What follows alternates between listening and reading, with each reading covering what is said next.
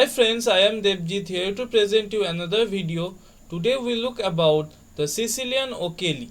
It is a very interesting variation in Sicilian defense. It starts with e4. Let's flip the board first. e4 c5. After knight f3, black plays an interesting move a6. This is our Okeli variation. Now it looks like a bad move, but it is very flexible move for black. The main advantage to play this variation is if black wants, black can easily transfer from Sicilian Okeli to any other popular Sicilian variations like Nashdorf, Scheveningen, Sveshnikov or other lines. So in this position, white has three main options. First is to play d4. Second option is to play knight c3, and the third option is c4. Now in this video we are not discussing about the anti-Sicilians. In our next part we will discuss about the anti-Sicilian lines with c3 or g3 or d3. So let's start. First we look about the move d2 to d4. After d4, black plays c cross d4. Knight cross d4. Now in this position my recommendation is knight f6, but you can play any other move. Let's say you can play e6, you can play knight c6, queen c7, but my recommendation is knight f6. Now white plays knight c3, but wait a second. After knight f6, what if white attacks the knight with e5? Is it a good move? Now it is black to play. I will give you 4 to 5 seconds to find out if this is a good move or not. In fact, it is a blunder. I hope you find it. It is black to play. Black plays queen a4, queen a5 check, and double attack, attacking the king and attacking the e5 pawn. So after knight c3, black grabs the pawn with queen cross e5 check. After bishop e2, black plays d5 with a clear pawn up. So let's come back to the main move knight c3. After knight c3, black plays e5, grabbing the center. Now by the arrows you can find that this knight can go to the three squares. One is knight f3, one is knight b3, and one is knight f5.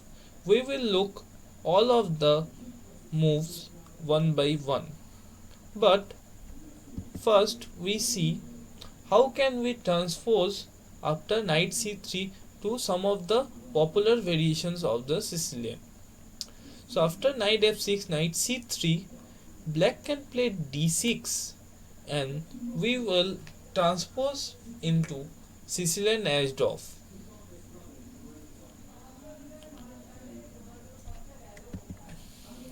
Or if we play queen c7, bishop e3 followed by e6, we will transfer into the Sicilian can.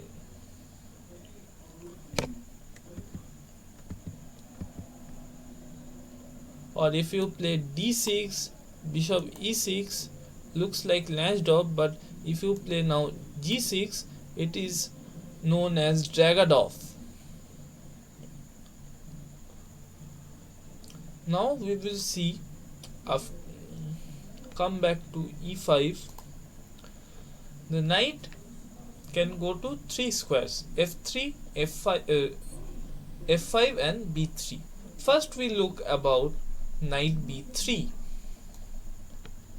Now after knight b3, this knight becomes passive because the knight on b3 cannot move to any of the good forward squares, like d4 is covered by the e5 pawn, the c5 is covered by the bishop, and a5 is covered by the queen. So on knight on b3 is not looking so great.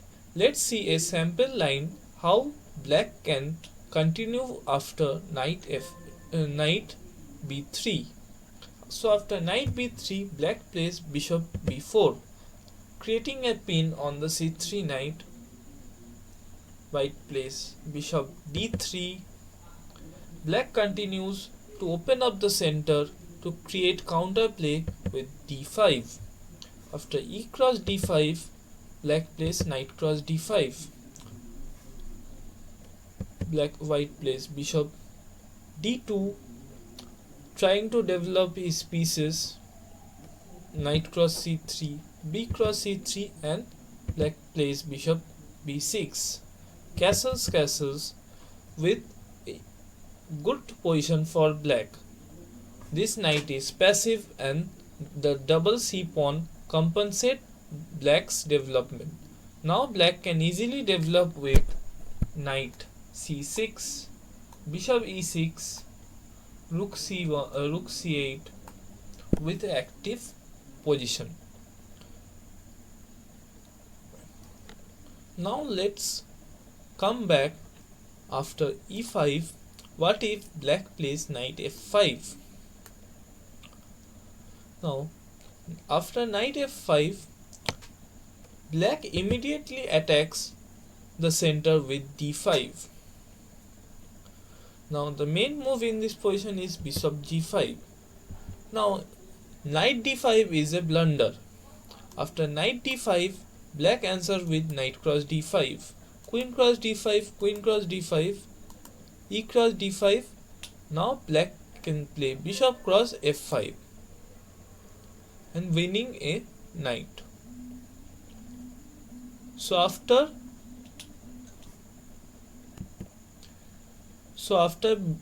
knight f5 and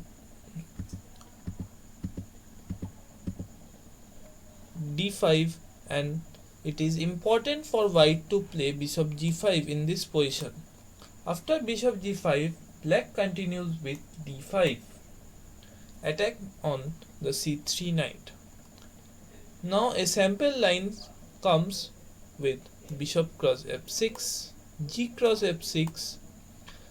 White typically plays knight b1, trying to reroute this knight to an active square via d2.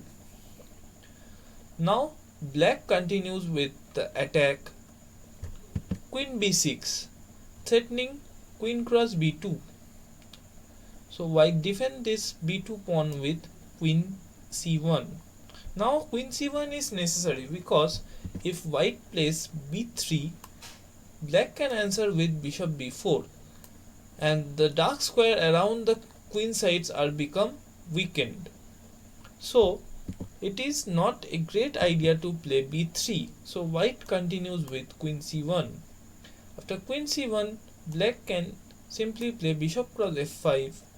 After e cross f5, black continue to put pressure on white with rook g8, putting pressure on the g2 pawn.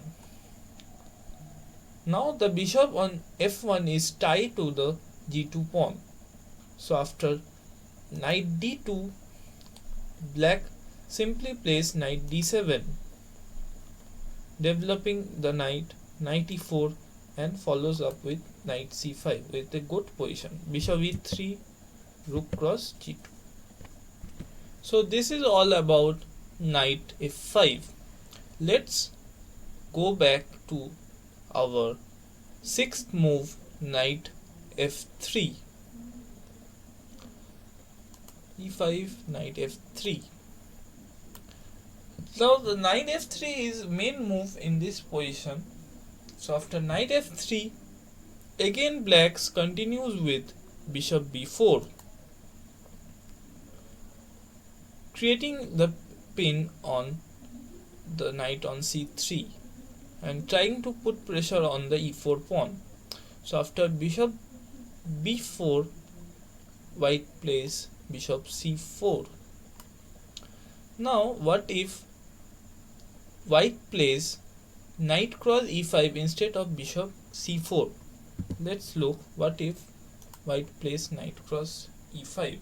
So after knight cross e5, black answers with queen e7, attacking the knight. After knight f3, black continues with knight cross e4,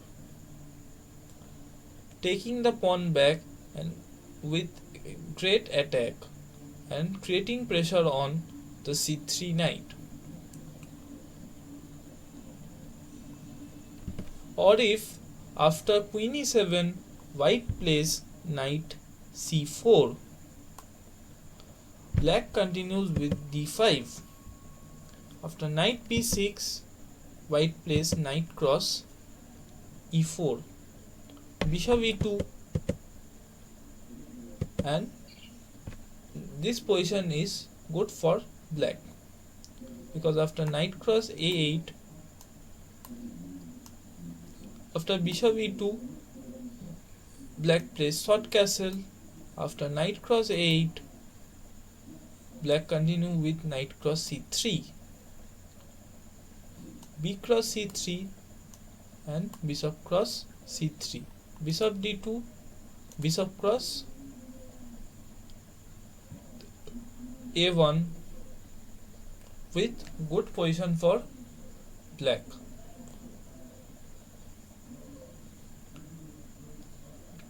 Or if after knight e4, if black plays knight b cross d5, it is a blunder because black continues with knight cross c3. After knight cross e7, black simply plays knight cross d1, king cross d1, bishop cross e7 with a good advantage for black. Now we will look about the third move, knight c3. Now let's see knight c3. After knight c3, my recommendation is to play e6 and transpose into the can variation. So after d4, black continues with c cross d4, knight cross d4, and black plays queen c7. Now we reach to the can variation, Sicilian can. After bishop d3, black simply develops the knight with knight f6, castles, and black continue with knight c6, developing all his pieces. Typically white plays bishop e6, e3 in this position. Black answers with knight cross d4, bishop cross d4, and bishop c5.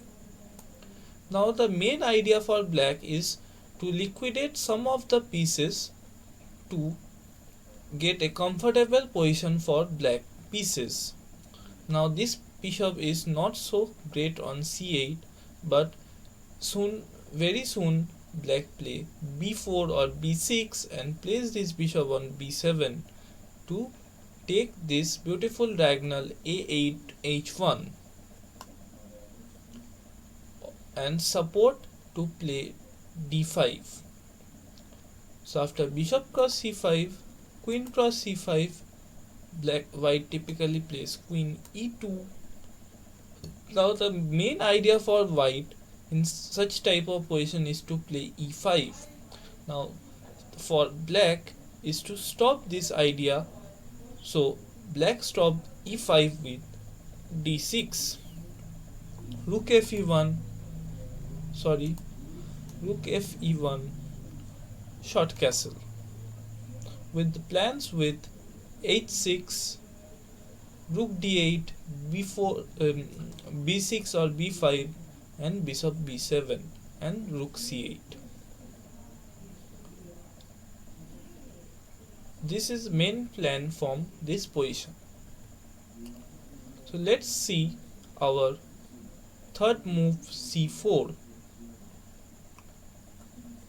This is all about our knight c3. So in this position, what if white plays c4? So after c4, black continues with e6. Again, we are following the can variation. So after knight c3, black continues with queen c7. White typically plays bishop e2. Black continues with the development knight c6, short castle, and knight f6. White plays d4, c cross d4, knight cross d4. Now this structure for white, it is known as Markovnian structure. Against this, black adopts the hedgehog structure that will look after. So after knight cross d4, white plays knight cross d4. White plays queen cross d4. Now black plays bishop d6, creating an attack on the h2 pawn and trying to occupy the e5 square and preventing white from playing e5. After h3, after bishop d3, white plays h3. Now black plays b6 with the idea with bishop b7. In future, black plays bishop c5, rook d8, rook c8 with the idea of d5. So after bishop e3, black continues with bishop c5. Now if you want, you can also play with bishop e7 followed by d6. But the line with bishop c5 is more simple. So after bishop c5, queen d3, black continues with the development bishop b7. This is a sample line. So after bishop b7, white plays bishop f3.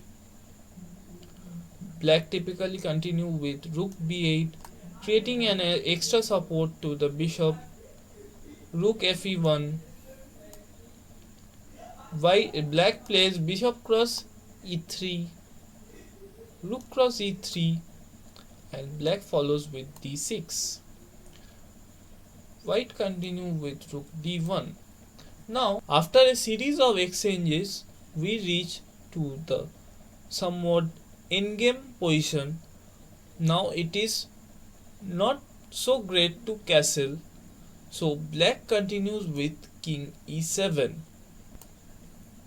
Because it comes to the endgame position, in endgame the king on the center is good. So after king e7, now the plans for black is to reroute this knight to d7 to either e5 or c5. Now the other plans are rook d8 and rook c8, which follows up with the idea of d5 or b5 break, and with a good active position for black with equal chance. So I hope you like this video on the Sicilian Okeli. In next video we will cover the anti-Sicilians like the Sicilian Alapine, Grand Prix, King's Indian Defense, or some other anti-Sicilians. Thank you for watching this video. Please, if you like this video, please subscribe and press the bell icon to get further notification. Thank you.